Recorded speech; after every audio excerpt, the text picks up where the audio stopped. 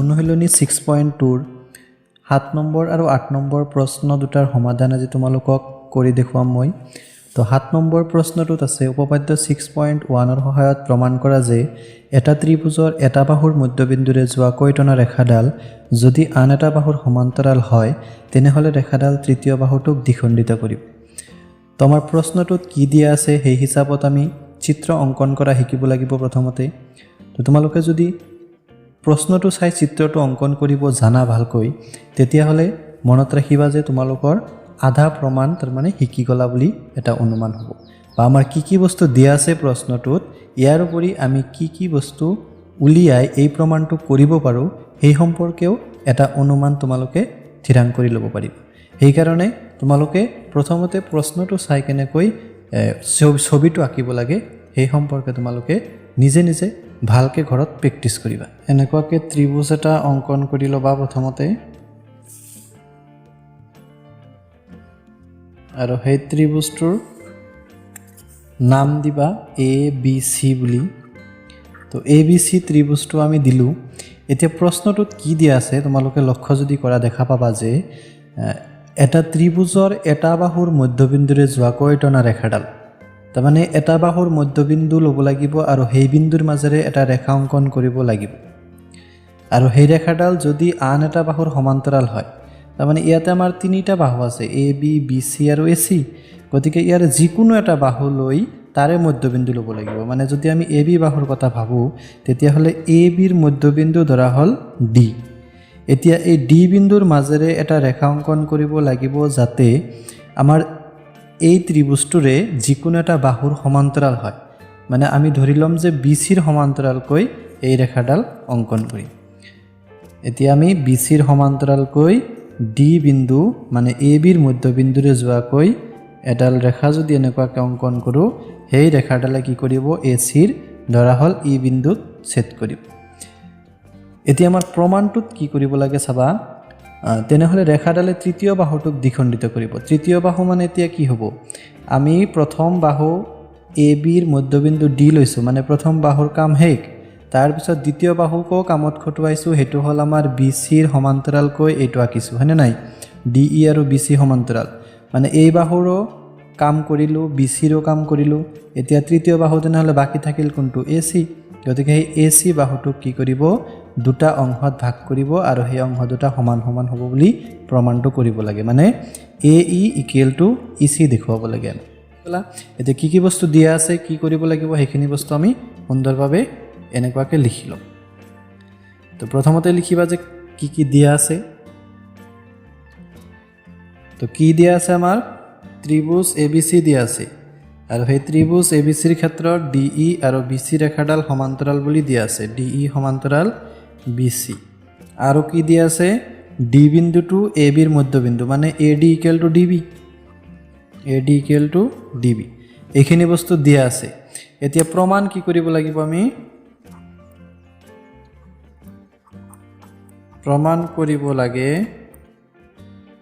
আমি চাম প্ৰমাণত কি কৰিম যেহেতু আমাৰ এই তৃতীয় বাহুৰ কথা কৈছিল তৃতীয় বাহুটো সমানে দ্বিখণ্ডিত কৰে মানে a equal to E C দেখুৱাব লাগে গতিকে এ ই ইকুৱেল টু ই সি এতিয়া আমি লিখিম প্ৰমাণ তো প্ৰমাণত আমি চাম যে প্ৰমাণটো আমি কেনেকুৱাকৈ কৰিব লাগিব কাৰণ আমাৰ প্ৰশ্নটোত দিয়া আছে যে উপপাদ্য 6.1 ব্যৱহাৰ কৰি প্ৰমাণটো কৰিব লাগে গতিকে উপপাদ্য 6.1ত কি আছিল আমাৰ যদি এডাল ৰেখা কোনো ত্ৰিভুজৰ এটা বাহুৰ সমান্তৰালকৈ টনা হয় আৰু ৰেখাডালে আন দুটা বাহুক দুটা নিৰ্দিষ্ট বিন্দুত ছেদ কৰে তেনেহলে সেই বাহু দুটা একে অনুপাততে বিভক্ত হ'ব গতিকে কোনটো ৰেখাৰ কথা কৈছে আমাৰ ইয়াতে ডি ই ৰেখাডালে কি কৰিছে বিসিৰ সমান্তৰালকৈ এ সিক ই বিন্দুত কাটিছে এই কাৰণে আমি কি পাম A D by D B equal to A E by E C হয়নে নাই কাৰণ ডি ই ৰেখাডাল বিসিৰ সমান্তৰাল গতিকে থেলছৰ উপপাদ্য বা উপপাদ্য 6.1 মতে আমি লিখিব পাৰিম A D by D B equal to A E by E C যেহেতু ত্ৰিভুজ এ বি সিৰ ডি ই ৰেখাডাল কি আছে বিসিৰ সমান্তৰাল গতিকে আমি কি পাম এটা বাহুৰ অনুপাত পাম যে A D by D B আৰু A E by E C A D by D B equal to পাম AE/EC উপপাদ্য 6.1 বা থেলছৰ উপপাদ্য মতে। তো এতিয়া আমি চাম AD আৰু DB। এতিয়া AD আৰু DBৰ ক্ষেত্ৰত যদি আমি লক্ষ্য কৰোঁ AD আৰু DB একে সমান হয়নে নাই। প্ৰথমতে দিয়া আছিল D বিন্দুটো হ'ল AB ৰ মধ্যবিন্দু, গতিকে AD আৰু DB একেই হ'ব। গতিকে আমি AD ৰ ঠাইত DB বহাওঁ বা DB ৰ ঠাইত AD বহাই দিওঁ, কোনো প্ৰব্লেম নাই হয়নে। গতিকে AD/DB ৰ ঠাইতো AD দিম আৰু সিফালে থাকিব AE/EC। এতিয়া চাবা AD কটাকটি যায় 1 থাকিব, মানে 1/1 ইকুৱেল টু 1 হ'ব, সেইকাৰণে AE/EC হ'ব। এতিয়া যদি আমি ক্ৰছ পূৰণ কৰোঁ AE একৰ তলত এটা 1 আছে, গতিকে AE × 1 মানে AE হ'ব আৰু ইফালে EC × 1 মানে EC হ'ব। গতিকে ক্ৰছ পূৰণ কৰি আমি দেখা পালোঁ কি AE আৰু EC সমান, আৰু আমাক এইখিনি বস্তুৱে প্ৰমাণ কৰিব দিছিল যে AE আৰু EC সমান হ'ব লাগে। তো এতিয়া চাম আমি নেক্সট প্ৰশ্ন 8 নম্বৰ। তো 8 নম্বৰ প্ৰশ্নটোত আছে যে উপপাদ্য 6.2ৰ সহায়ত প্ৰমাণ কৰা যে এটা ত্ৰিভুজৰ দুটা বাহুৰ মধ্যবিন্দু সংযোগী ৰেখাডাল তৃতীয় বাহুৰ সমান্তৰাল। তো এইখিনি বস্তু আমি প্ৰমাণটো কৰিব লাগে কাৰ সহায়ত, উপপাদ্য 6.2ৰ সহায়ত। তো আমি প্ৰশ্নটোৰ লগত মিলাকৈ চিত্ৰটো অংকন কৰি ল'ব লাগিব।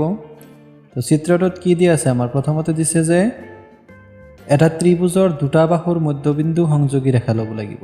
তো এটা ত্ৰিভুজ অংকন কৰিম। প্ৰথমতে এই হ'ল আমাৰ ত্ৰিভুজ।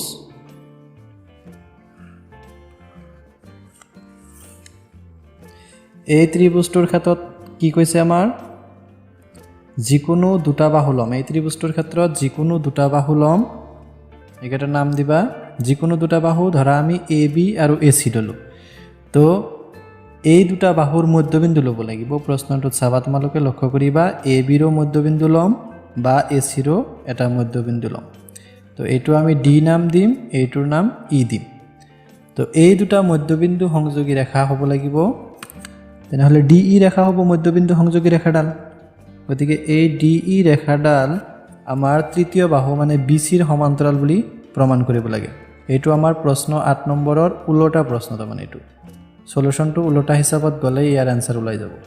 তো আমাৰ যেহেতু ত্ৰিভুজ ABCৰ ক্ষেত্ৰত কি কৈছে, AB বাহুৰ মধ্যবিন্দু D, ইফালে AC বাহুৰ মধ্যবিন্দু E, গতিকে আমি দেখুৱাব লাগে DE আৰু BC সমান্তৰাল। এই ৰেখাটো এই ৰেখাৰ সৈতে সমান্তৰাল বুলি দেখুৱাব লাগে, আৰু এইখিনি দেখুৱাৰ সময়ত আমি ব্যৱহাৰ কৰিব লাগিব উপপাদ্য 6.2। আৰু উপপাদ্য 6.2 মতে কি আছিল যে যদি এডাল ৰেখাই এটা ত্ৰিভুজৰ যিকোনো দুটা বাহু একে অনুপাতত ভাগ কৰে, তেনেহ'লে সেই ৰেখাডাল তৃতীয় বাহুৰ সমান্তৰাল।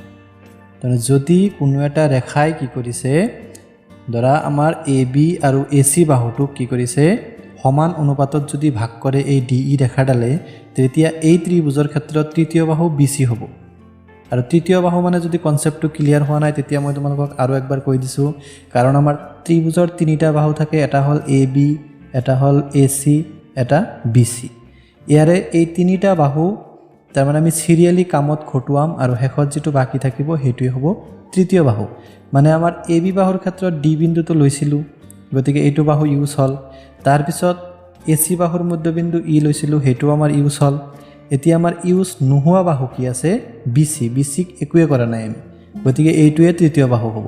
সেইকাৰণে এই DE ৰেখাডাল BCৰ সমান্তৰাল আমি দেখুৱাব লাগিব।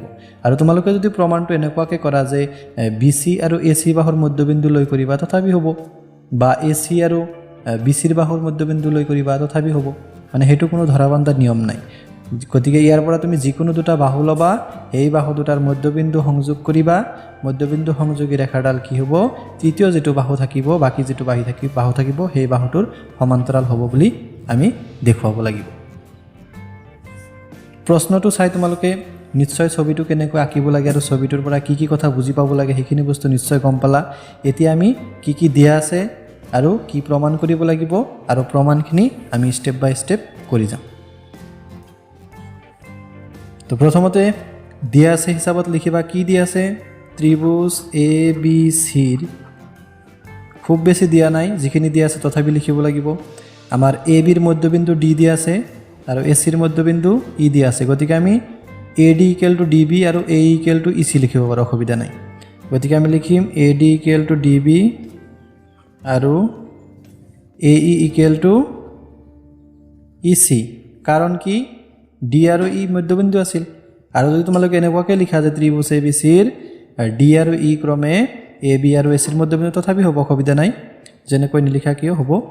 তো দিয়া আছে এইখিনি আমি লিখিলোঁ। এতিয়া আমি প্ৰমাণটো কি কৰিব লাগিব, DE আৰু BC সমান্তৰাল বুলি দেখুৱাব লাগে। গতিকে প্ৰমাণ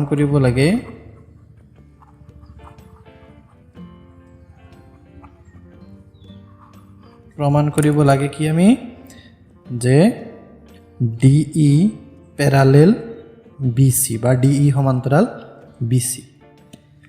তো এতিয়া আমি প্ৰমাণ কৰিম। প্ৰমাণত তোমালোকে চাবা, যেহেতু আমাৰ উপপাদ্য 6.2 ব্যৱহাৰ কৰিব দিছে, গতিকে আমি এনেকুৱাকৈ এটা আইডিয়া কৰি ল'ব লাগিব যে আমি এই দুটা বাহুৰ অনুপাত কি কৰিম, সমান বুলি দেখুৱাম। কাৰণ আমাৰ DE ৰেখাই কি কৰিছে, AB আৰু AC ভাগ কৰিছে। এতিয়া ভাগ কৰিছে মানে যে সমান অনুপাতত ভাগ কৰিছে সেইটো আমি আগতে ক'ব নোৱাৰিম, কিন্তু আমি এতিয়া কি কৰিব লাগিব, তেনেহ'লে অনুপাত দুটা উলিয়াই চাব লাগিব যে AD বাই DB মানে কিমান হয় আৰু AE বাই EC মানে কিমান হয়। যদি এইখিনি অনুপাত ইকুৱেল হয়, তেতিয়া আমি থেলছৰ বিপৰীত উপপাদ্য বা উপপাদ্য 6.2 মতে ক'ব পাৰিম DE সমান্তৰাল BC। তো আমি পোনপ্ৰথমে ল'ম ত্ৰিভুজ ABCৰ